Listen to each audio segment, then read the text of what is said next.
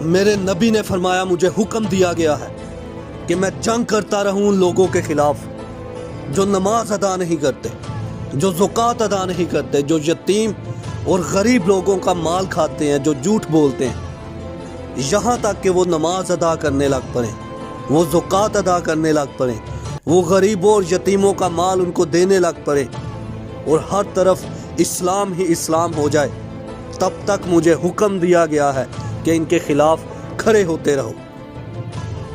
اس حدیث مبارکہ میں ہمارے نبی نے ہمیں یہ درس دیا ہے کہ قیامت تک ہر انسان، ہر ایک مسلم، میری امت کا ہر ایک فرد ان لوگوں کے خلاف کھڑا ہوگا جو نماز ادا نہیں کرتے، جو زکوٰۃ ادا نہیں کرتے، جو یتیموں کا، غریبوں کا حق کھاتے ہیں۔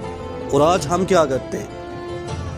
ہم خود بھی غفلت کی نیند سو رہے ہیں اور دوسرے بھی غفلت کی نیند سو رہے ہیں۔ غریبوں کا مال کھایا جا رہا ہے، نماز کی ادائیگی ہم میں نہیں ہے، زکوٰۃ کی ادائیگی ہم میں نہیں ہے، جھوٹ ہم بولتے ہیں، حسد ہم کرتے ہیں، غیبت ہم کرتے ہیں، ہر گناہ ہم کرتے ہیں۔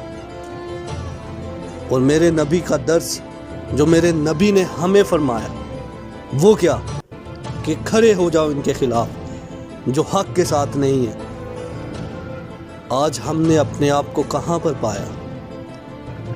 دین اسلام سے دور ہو گئے نا، تو غلام بن گئے، ذلیل و رسوا ہو گئے اس دنیا میں بھی، اور آخرت میں جو حشر ہوگا اس کا ہمیں پتہ نہیں ہے، اس کا اندازہ نہیں ہے۔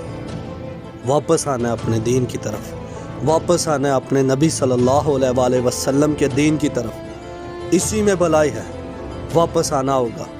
اللہ پاک مجھے اور آپ کو اس حدیث مبارکہ پر عمل کرنے کی توفیق عطا فرمائے، آمین۔